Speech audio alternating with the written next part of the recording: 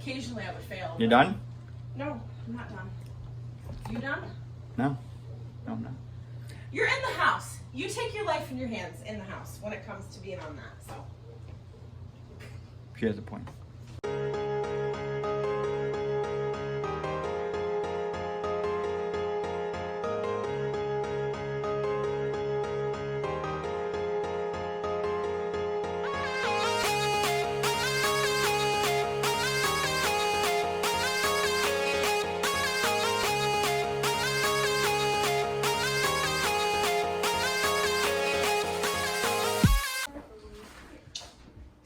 Morning, everybody. So today we're going to be doing the milk machine. We're going to get it hooked up, check it, see if it works.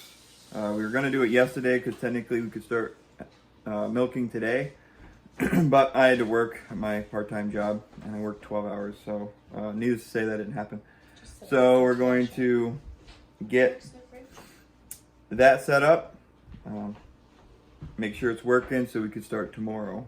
So we're going to show you the first cleaning. We're going to clean all the components that need to be cleaned. Then we're going to hook it up. And then hopefully, once that's done, I'll be able to get back in the garden and tear up those beds and make some smaller ones for the wife for perennials to go along the fence line, because that's what she's looking for. And the area that they're at, we're going to till up and make regular just rows of vegetables. So that's what we got going on today.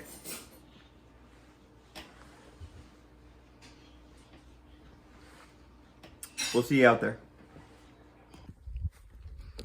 So right now we're headed down to the shop to get a couple buckets. We're going to clean those, and those are going to be used for the cleaning solution that we use to suck up into the tubes and clean all the components for the milk machine. You need to do an initial cleaning, and then you can start milking, and then every time after you get done milking, you'll clean the machine.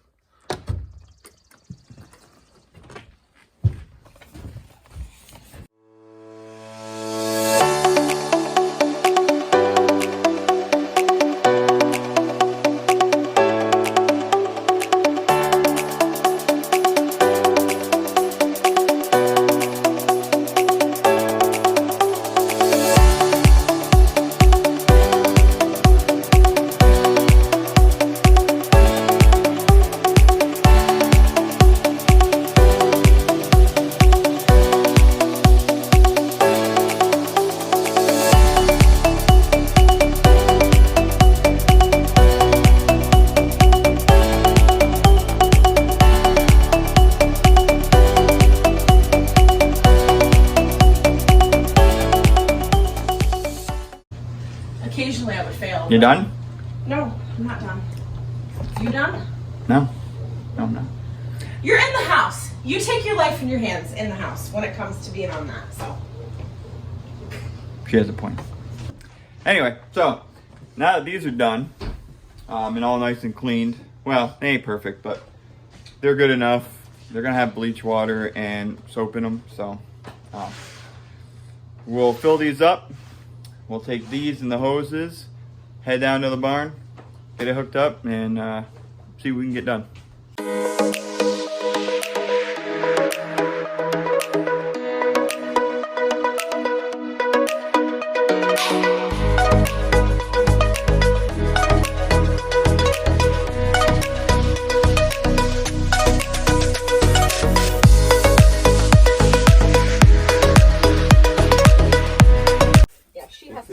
Dixie has to be in here. Sorry, All right. I realized that yesterday. I had a sneaking suspicion, and Charlotte actually surprised me yesterday. All right, so we had to do a little bit of configuration because we realized with the stanchion the way it was, those hoses wouldn't quite reach to the back end of the goats. So we twisted, we turned the stanchion, so now easier access. We still have plenty of room back here. So that's what we've done so far, a little bit of reorganizing. Now we're gonna get the buckets in here and we're gonna start hooking it up, and I'll try to explain as we do how it goes together and the different pieces. Also on these buckets, so we don't get them confused, I don't know if you can see that. Oh, wrong way. So I've labeled them. One's bleach water, and the other one's labeled with soap water. So that way we don't get them mixed up.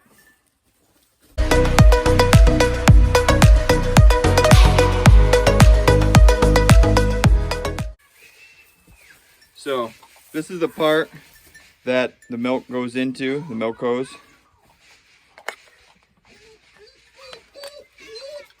This plug is the air.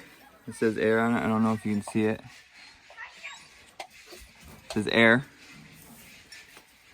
That's where your air hose goes in. It has this O-ring. So these go on the buckets and then they pretty much stay. When you're getting ready to milk, this goes on here like that, like so. You gotta line up the pieces and then you just twist. And it says open and close on the top there. Break something. So you can see the little hole there. It's kind of a strange shape. Wait for it to focus here, sorry. Instead of going from the top like this, you're gonna go from the bottom. And you're gonna go, don't make fun of me. Just pop it in.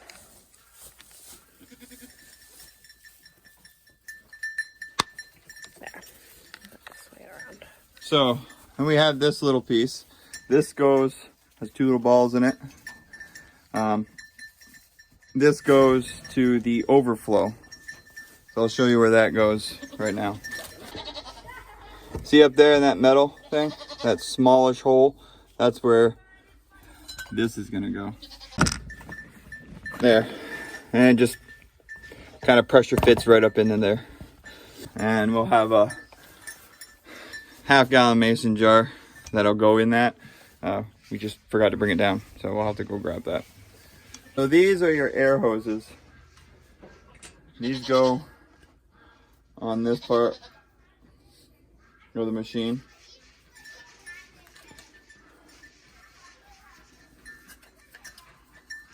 It goes into just like that.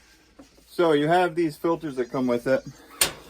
This is the exhaust filter, this color. And it's gonna go up top here in this black cup. It goes in like this. And then this goes on top and it has open and close on it. And then you have a second filter. This one's white. And this is the vacuum filter. And again, it goes in like this. So this black hose goes to the vacuum filter. And then we have a hose right here that goes to the exhaust filter. And this machine came with hoses attached right here. These hoses are the ones that go to the air on the cup or the storage jug. And then when you're done cleaning, you can stick them right back into the holder there. The hoses with the black stripe, those attach to the vacuum pump. And they're here. And you have to make sure you have them lined up correctly. These clear tubes, they connect to the top, the white portion here, or the blue portion, sorry.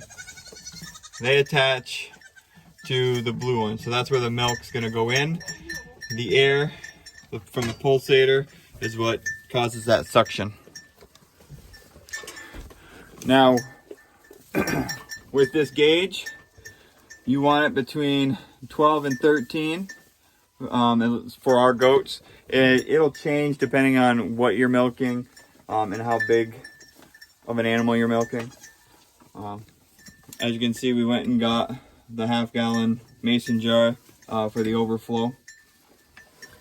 And then of course your filters. So we'll show you, but one of these goes in that blue cap of the jars. And that's what filters the milk. So that takes a step out of after milking. You don't have to filter it yourself. It's self-filtering, which is really nice, which is one of the reasons why we wanted this machine and those caps, because you can get regular lids that don't have that feature, a little cheaper, but that just makes life so much easier. All right, let's start cleaning. All right, now that we got it hooked up and put together, we're going to turn it on and see about whether we have good enough suction, and then we're gonna do soap water in it until that's about halfway into the jug, and then we're gonna do bleach water to fill the rest of the jug. All right, so now we're gonna start her up. All right, so You need them closed to use them, right? So we didn't have the valves closed, so we thought the pressure gauge was a little off. Turns out it wasn't. So we got that figured out. Now we're gonna turn it back on, get her going, and start doing the cleaning.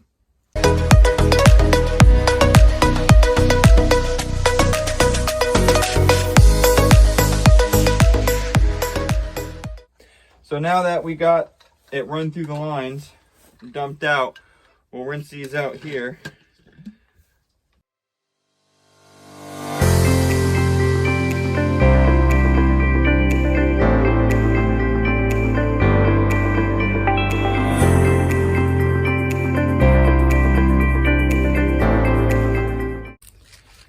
Now it's time to get some work done in the garden. So 3 of these beds behind me are going to get ripped out, and I'm going to use that lumber to make 2-foot beds, 2-foot wide beds, and they'll be about 8 foot long, to go around some of the border of here for perennials. That way it gives us more room for vegetables and stuff that you have to plant every year. So let's get to it.